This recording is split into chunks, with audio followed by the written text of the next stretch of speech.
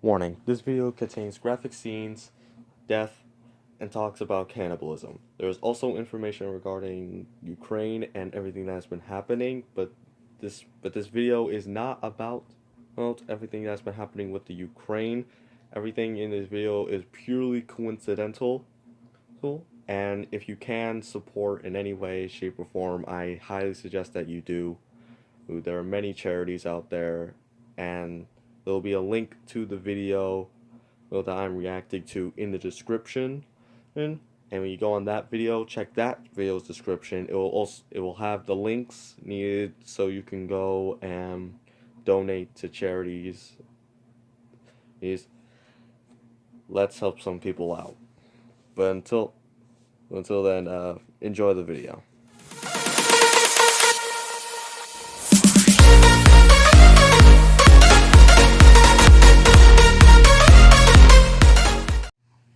Yo, what up, brothers? It's your boy, the Dog Lord over here. Welcome back to another video. And today we're going to be reacting to game theories, the grim lore of cooking companions. Don't really know what this is about. I'm hoping it's going to be something good. I did a game theory on... I reacted to game theory before, and that one was pretty good. And I'm expecting this one to also be good. So, I guess without further ado, let's get into the video.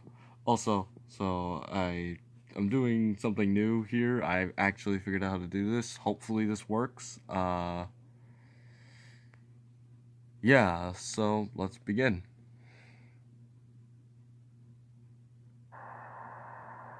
Hello again. It's been so long. Did you miss me? Because I definitely missed you. No. I've been watching you, through the screen. Watching you do things. Don't be shy. It's okay. Well, that's very concerning. Just help.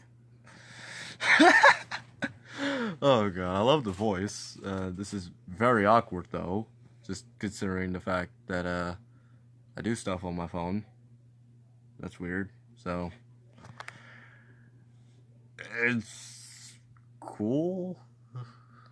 I'm here for you. It's so great we get to spend this time together, just you and me. Oh. How did I do? Was it perfect? Now it really can be just us. Ooh. And look, dinner's already served.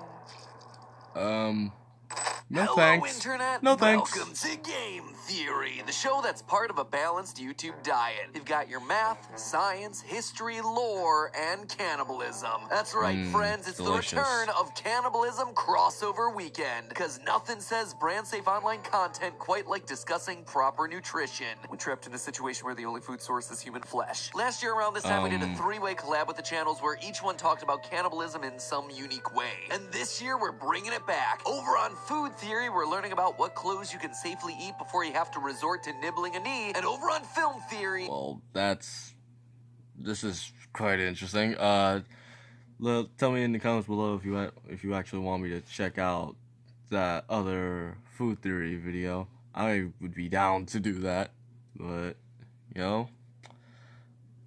let's see what else. Well, okay, it's just a two-way crossover between Game Theory and Food Theory. The timing of the cannibalism episode didn't work out over on Film Theory, and I really wanted to talk about the back rooms, okay? I just couldn't resist that sweet, sweet lore. Anyway, that Food Theory about eating clothes was largely inspired by the game we're talking about today, Cooking Companions, a visual novel-style game produced by Dear Dream Studios, a team that saw Doki Doki Literature Club and said, hold my carving knife. I don't know what it is about these games that keeps drawing me in. I mean, maybe it's the fun characters, or the really cute anime art style, or the, that one. It's definitely the scary hidden lore. And boy, yes, does Cooking Companions have lore intrigue for days. On the surface, it appears to be a story of 5 characters trapped in a remote cabin with no supplies, eventually forced to turn on each other in order to survive. Now, that alone would be pretty darn bleak, but bit by bit, we start seeing hints to an even darker backstory. Secret notes in the bathroom, locked doors in the basement, bones under the floorboards, nightmares that suggest the sins of our past, and hints that this same scenario is played out thousands of times before. So who are we really? What horrors have happened inside this cabin? And seriously, why are we being stalked by a team of talking vegetables? I mentioned that one, right? The talking vegetables? No? Yeah, that's a thing too. So I hope you're hungry, because I've got some freshly carved lore all ready to serve up. First, since this game has been criminally underplayed on YouTube, let me catch you up. Like most visual novels, you play as the unseen protagonist, and you start the game in a cabin with your 4 friends: innocent Mariah, eager Anatoly, compassionate Gregor, and Karen. Who's a Karen? Last time I was in here, I asked for an almond shape. An almond shape, and I got something else. So if you just do what I ask, that would be great.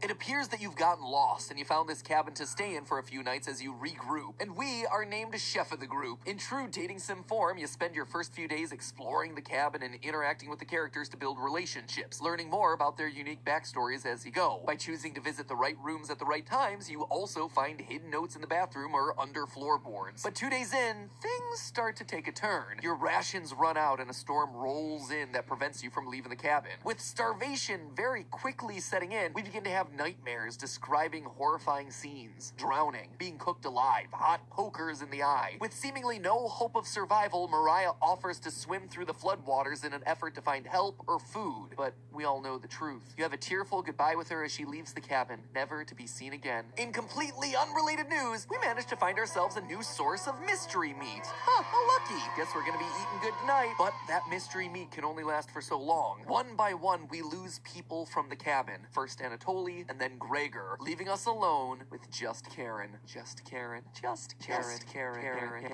Who really takes a liking to the whole eating human flesh thing. Fun fact, this is actually something that real-world scientists have observed in cannibals. It's not something chemically in the meat, but it's a high. The euphoria that they get from doing something that they know is wrong on a deeply human level that becomes addictive. Kind of like Pringles. Once you pop, the cannibalism don't stop. As the days drag on...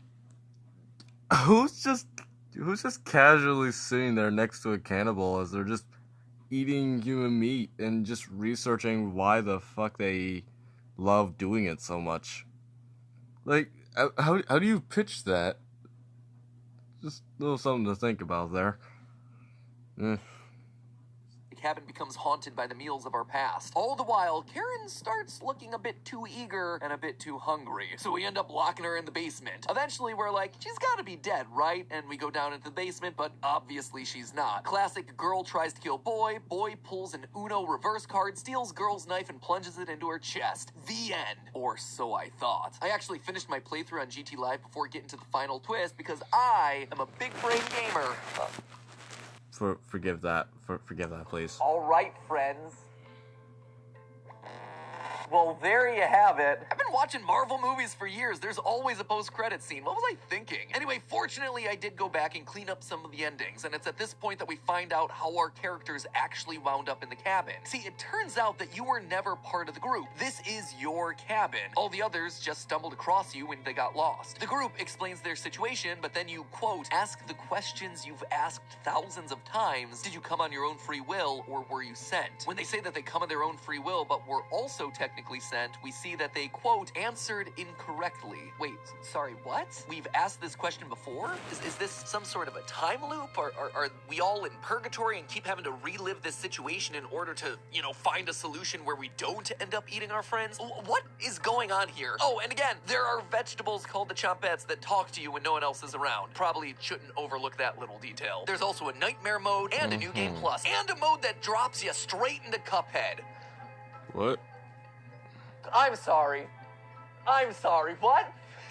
What?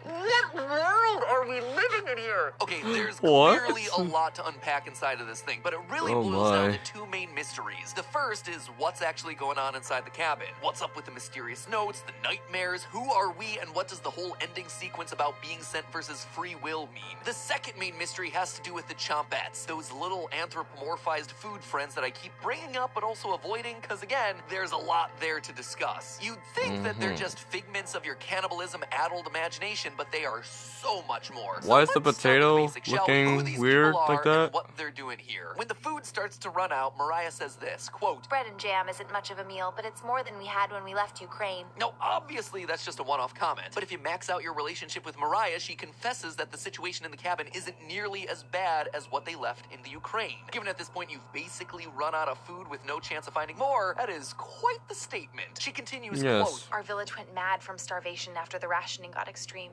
Parents sending their children to orphanages instead of letting them starve at home. It was terrible, absolutely terrible. Eventually, we decided we needed to escape, so we stole supplies until we had enough for the journey. To keep our spirits up, Gregor described it as a vacation. You don't usually face death during a vacation, though. It also gets brought up by Karen again in the final battle, saying repeatedly that she should have never left Ukraine. And it's at this point that I'd like to mention the giant elephant in the room. While yes, I'm making jokes about cannibalism in this game, none of it is to make light of the situation that's currently happening over in the Ukraine right now, or honestly, Ukraine in the past. Sadly, this is a part of the world that's had to deal with a lot of horrific and tragic events, some of which we're actually about to discuss as part of the context for this game. It is pure coincidence that Cooking Companions came out, and only months later, the country is now suddenly embroiled in war. This is not meant to make light of anything happening there. I'm making this video to talk about a cool new game with very interesting lore made by a team of passionate creators who made something that I just want more people to know about. And thanks to their game, I became more aware of the folklore and history coming from that part of the world. And as a result, I've grown a greater sense of appreciation for the people that are currently being affected by the terrible, violent actions that are happening. In making this video and sharing it with you, I'm hopeful that you're able to take away some of that too. Our hearts are with everyone who's been affected, all the families that have been displaced or torn apart. So if anything in this video inspires you to help the people in that region of the world, we're linking to relevant charities down in the description that are helping the refugees right now. Back to the game though, it's also worth noting. Yeah. I'll probably put like a disclaimer at the beginning of the video, but if anything, if you can support in any way possible, I do suggest that you do. It's horrible what is happening to Ukraine, and I really do hope that things will clear up in the end. So, yeah, but let's keep our spirits high and continue the video. That Ukraine isn't the only real-world location mentioned. Like any good indie horror title, there are hidden clues scattered throughout which come in the form of handwritten notes that you can only have access to by exploring the right rooms on the right days and by clicking certain interact options multiple times. It is not easy to find this stuff, but when you do find them, two mention Zakopane, a little Polish town about 186 miles or 300 kilometers from the Ukrainian border. We also get more location hints thanks to the appetizer edition of the game, a standalone cooking companion experience released a few months prior to the main title. In it, you get quizzed by the Chompettes on general trivia, all with hints of that sweet, sweet lore. One of the questions, for instance, asks us where we are, and the correct answer turns out to be the Tatras Mountains, a forested mountain range that sits between Poland and Slovakia. And wouldn't you know it, but just north of the Tatras Mountains is none other than the little town of Zakopane. Combine that with Mariah's comments about needing to escape from Ukraine, and it seems very clear that Mariah, Gregor, Anatoly, and Karen are Ukrainian refugees. But refugees of what? If you follow Anatoly's romance line instead of Mariah's, you end up learning that his dog died when he was 6. This dog apparently meant a lot to his father as it helped him find food during, quote, the war. Obviously, there are a lot of wars, so which one could he possibly be talking about? Well, it appears to be World War I. You see, we're told in the extras menu that Anatoly is 25. With World War I being between 1914 and 1918, that would mean the game likely takes place between 1933 and 1937. And all of this lines up with the very real, very tragic event in the history of Ukraine known as Holodomor. Holodomor is a famine that took place in Soviet Ukraine between 1932 and 1933. Its name is a term derived from the Ukrainian words for hunger, holod, and extermination, more. And it was just as brutal as Mariah describes. To grossly oversimplify the events here, dictator Joseph Stalin aggressively seized control of the farmland and personal property of peasants in order for it to be controlled by the communist Soviet government. This collectivization movement failed due to government disorganization, which destroyed rural economies and led to massive food shortages across the country. When peasants started to rebel against these policies in Ukraine, especially in provinces that had previously fought against the Red Army during the Russian Civil War, Stalin decided it was time to crack down and assert control by creating blacklists of towns that wouldn't receive the government-controlled food. Police were also sent to ransack homes and take anything that was edible: crops, personal food supplies, pets. In the end, at least 5 million people died of hunger resulting from the Great Famine, at least 3.9 million of which were Ukrainian. And much like our characters in Cooking Companions, the food situation got so bad that people had to resort to cannibalism in order to survive. A doctor wrote in 1933 that she had not yet become a cannibal, but was, quote, "not sure that I shall not be one by the time my letter reaches you. The good people died first. Those who refused to steal or to prostitute themselves died. Those who gave food to others died. Those who refused to eat corpses died. Those who refused to kill their fellow man died. Parents who resisted cannibalism died before their children did," end quote. So it seems like our four cabin friends are refugees running away from the Holodomor horrors that are happening over in the Soviet states. But that then leaves the question of, who are we? Well, let's just think about what we do know about our character. We're a cannibal that lives in some cabin in the forested mountains of Poland and Slovakia. We also know that we're hideous to look at, if our four companions' reaction to us when we first arrive is anything to go by during that twist ending. We also ask this really random, really specific question about free will versus being sent that apparently has itself a right and wrong answer. So I started there with that very specific question. Immediately got back information on a supernatural being called the Baba Yaga, a character from Slavic folklore, so we're in the right part of the world, who lives in a remote cabin, check again, often described as an old hag with a deformed appearance. Again, just like our hideous appearance in the game. She's also known to cannibalize the visitors to her home. Ladies and gentlemen, we have ourselves a bingo. And here's the kicker. Baba Yaga is known for asking that specific free will versus scent question. Apparently the correct answer for that is, I am here 75% of my own free will, 65% by compulsion, which, if you do the math, totals up to 140%. So, I don't know, maybe she needs some math classes in addition to the Chompettes teaching her cooking classes. In fact, the more you look at the game, the more we find connecting us back to Baba Yaga. Sometimes her cabin stands on chicken legs, and wouldn't you know it, but we can find a chicken bone in the bedroom underneath the floorboards as a little Easter egg back to that original story. Not only that, but Karen is actually designed to look very similar to another character from Slavic folklore, Vasilisa the Beautiful, a girl that finds Baba Yaga in the woods during her own story. Even our nightmares between days of the game point to stories that involve the Baba Yaga. The second dream we get about being shoved into an oven closely follows the Russian folktale Ivanushka, where a boy refuses to be cooked in Baba Yaga's oven and instead tricks her into showing him how, trapping her in the oven and cooking her alive. So there you have it. We are the Baba Yaga, a cannibal that feasts on those that are lost in the woods. And our latest victims are an unlucky group of refugees running away from a famine in their home country. Except it's still not quite the whole story. In nightmare mode of Cooking Companions, we get this line: you lost more of your humanity. They actually use it multiple times, but if we just lost some of our humanity, that then implies that we had humanity to start off with, right? We're not just some evil supernatural force, we're a human possessed by a supernatural force. And the game seems to back this up. After Mariah leaves the cabin, we have a dream about desecrating a corpse. Then we wake up in a different room than when we fell asleep, having some sort of mystery meet. This happens again when Anatoly leaves the cabin. We dream about putting his glasses aside and cutting him up. Suddenly, we wake up with more meat. The game tells you explicitly on a few occasions that you've been sleepwalking, which the Chompette Potato confirms in more detail. Quote, "In the first week with the red-haired woman and the others, where did you sleep?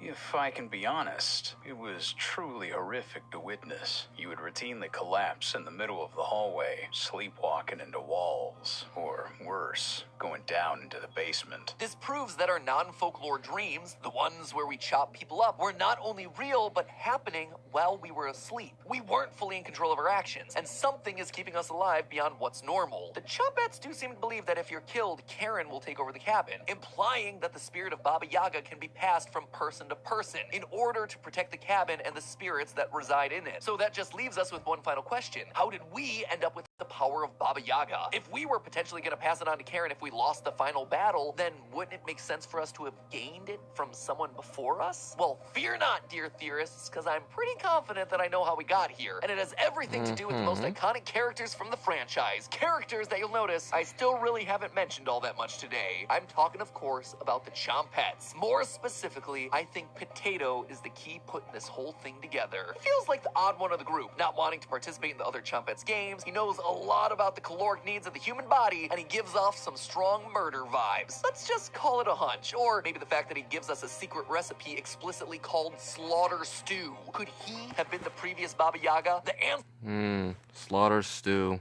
just like Mama Dark used to make it. Delicious.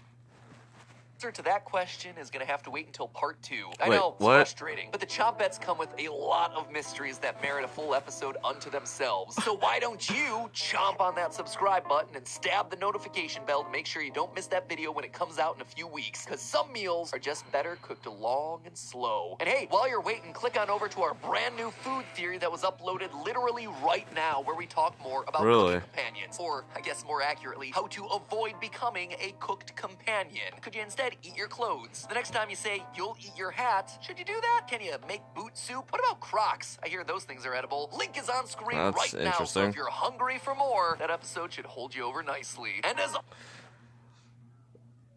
Alright, well, let me just...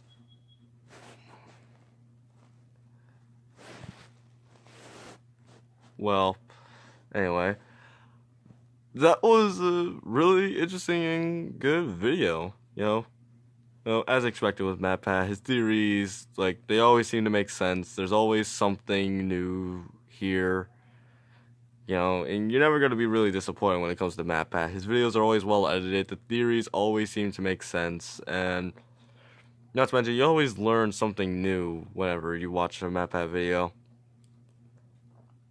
So, yeah, we're just gonna end it here.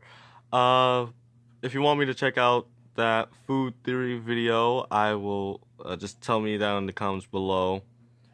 And there's really not much else to say, but remember, if you're tired of your wars, there's nothing to do. Just come and watch me, and I'll entertain you. See you later, my dark.